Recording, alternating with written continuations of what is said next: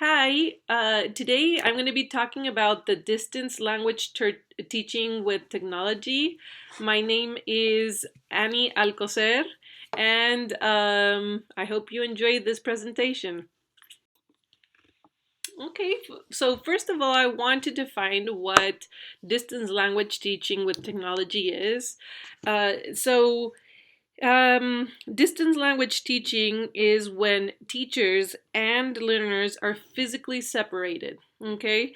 And in this case, technology is the mediator for the teaching learning process. And so we have been seeing this grow and grow throughout the world. So we are finding more and more distance language teaching in different places of the world. And this gives access and opportunities to language learners. So it doesn't matter a lot of the times if you're in a public or a private setting, you are able to learn the language, the second language. So in in early approaches, we had CD-ROMs, video-based courses, and broadcast education, and this has been transitioning to more technology, in which we have more contemporary approaches that have interaction, communication, collaboration, and collective activity with virtual learning environments. So, such as text and sounds, which would be like the chat and video conferencing. All of these new opportunities that students have are focusing on communication and learning as a social process.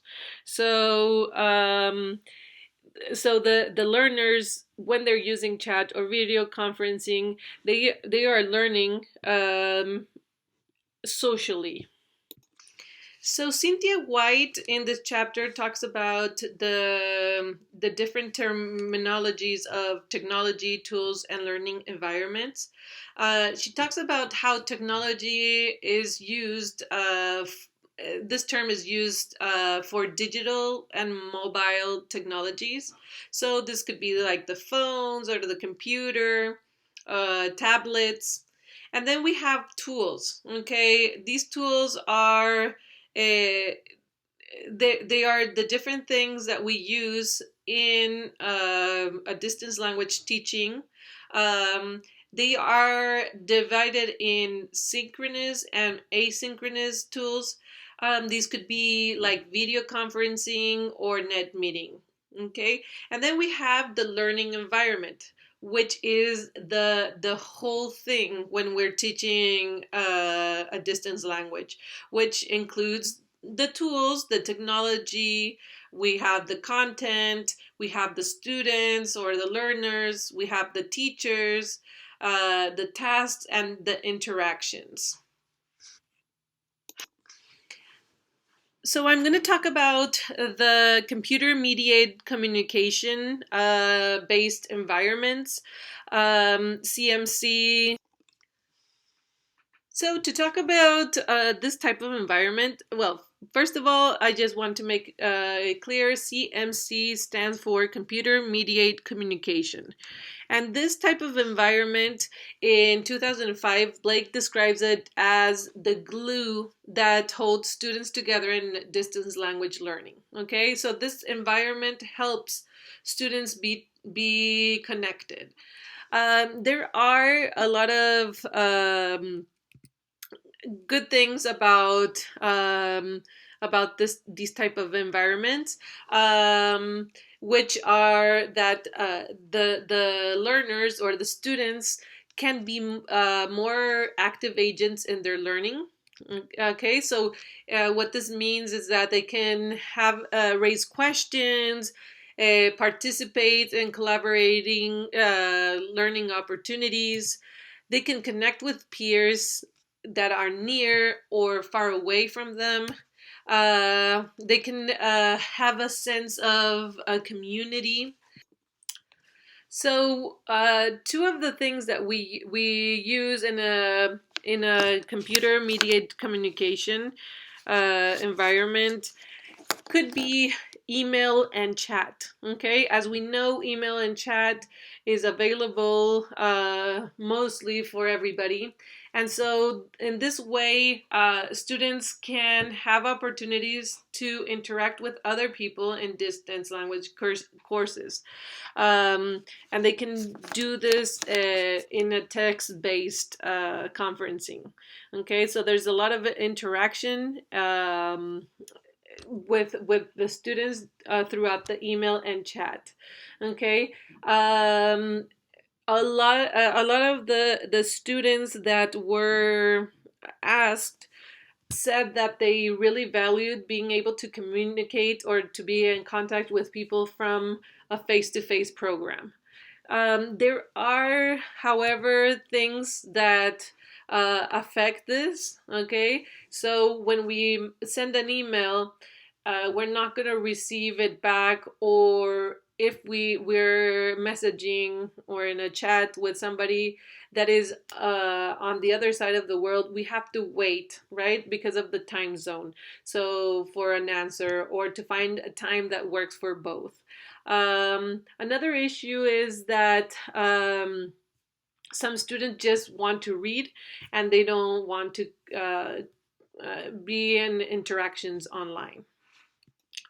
So there is a lot of important things that a computer mediated communication gives students that are learning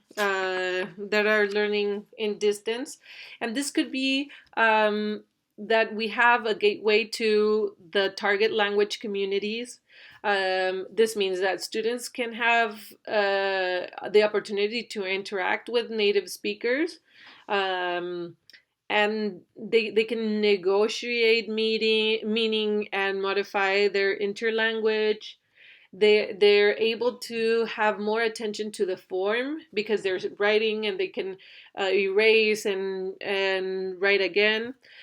And there are a lot of authentic and purposeful cross-cultural experiences throughout this computer mediated communication.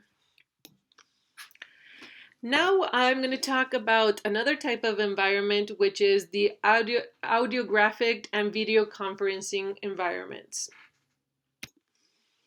Video conferencing, like Skype, telephone, blogs, Zoom, all of these things were created or designed for social interaction. For people that are studying or working abroad, to be able to communicate with family or friends. But now it has diverted to a pedagogical purpose, as Wichon in 2010 talks about it. This type of this video conferencing is very beneficial, and it gives a lot of opportunity for distance language learners. So you are able to talk with your peers, your other learners, and also with your teacher.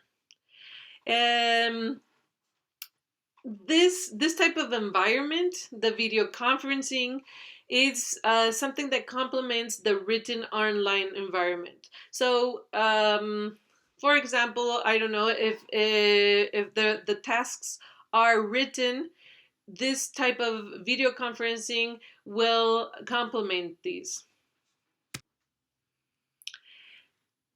We have different applications available to do this. We have Adobe Connect, Blackboard, Collaborate, Breeze, Flash Meeting, and Net Meeting. All of these combine different modes, spoken and written language, They give access to graphic and visual systems. So now we're going to talk about telecollaboration, okay? Telecollaboration bring together a lot of language learners in different countries. Okay, so this is giving students from around the world the opportunity to have an intercultural exchange. Okay, so if, for example, I'm learning Spanish in the US, and then there's other people learning Spanish in Mexico, for example, I am able to communicate with people with those students or those learners and have an intercultural exchange.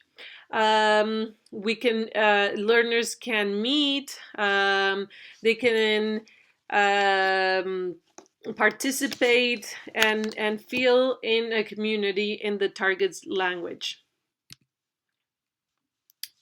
Of course, it is very important that the teacher is supporting the learners. Okay, so not just let the students or the learners interact, but also the teacher there is, the role of the teacher there is very important. Now we're going to talk about Web 2.0 tools. Okay, so now we're talking about tools. Then we have blogs, okay? And blogs are very accessible, okay? They give learners the opportunity to revisit what they wrote, update if they want to change something, and they can comment on text.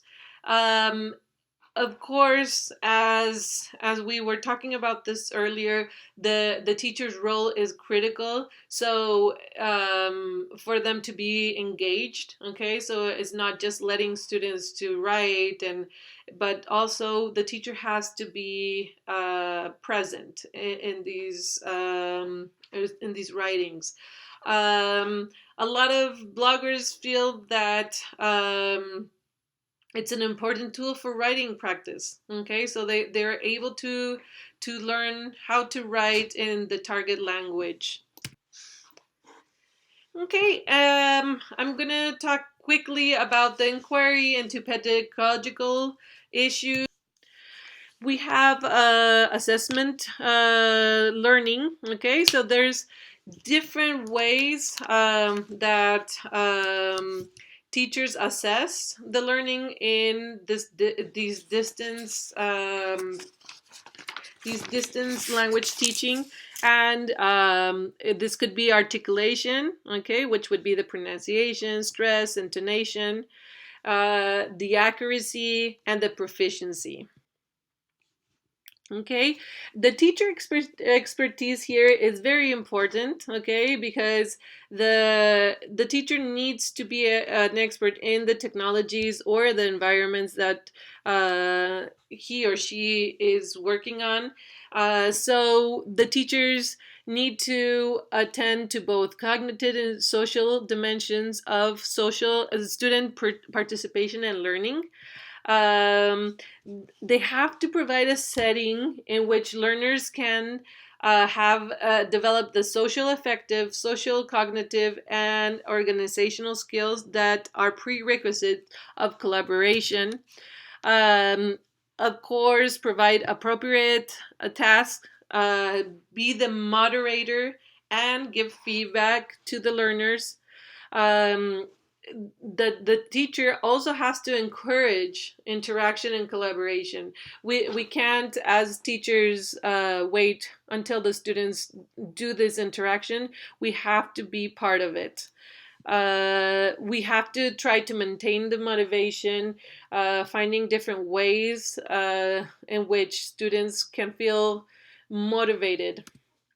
Ensure student retention and course completion. So not just from the at the beginning, but have students engage till the end. So the question that I have for you, okay, so we have talked about a lot of technologies, tools, and learning environments.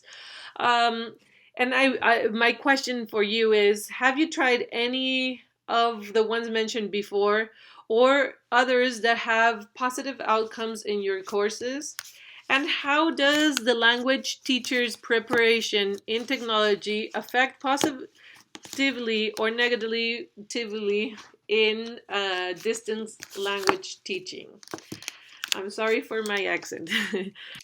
Well, thank you very much for listening to me, and I hope you enjoyed this presentation.